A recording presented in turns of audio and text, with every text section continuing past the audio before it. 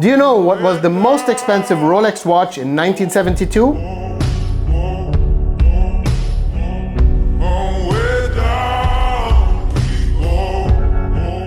The Rolex reference 5100 was launched in 1970 and produced until 72. It was made to the response to the quartz crisis at the time. Swiss manufacturers were struggling to come up with a high quality quartz movement to include in their watches. So 21 brands got together in a consortium to invest and to together develop a movement. The result is the Beta 21 movement, which is housed in this Texano.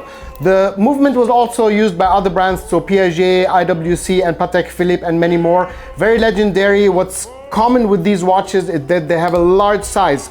Now, this watch was not only, I would say, a response to the quartz crisis, it was also a new product at a completely different price level for the audience that could afford it. The Texans.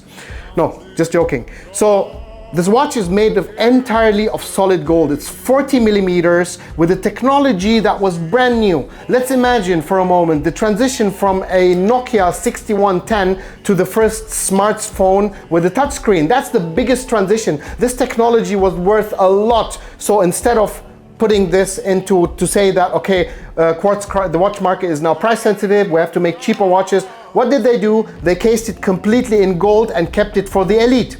So the first batch of the watches was pre-ordered and sold out until the demand declined a little bit in 72 and it was discontinued.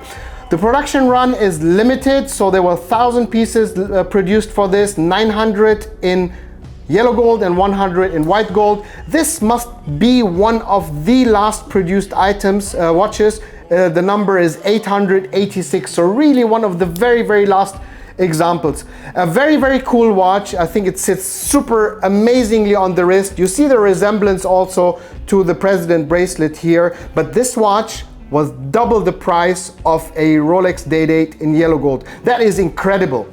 40 millimeters, it sits super well on the wrist. Very, very cool. And the movement is very special. The hands is sweeping, not ticking.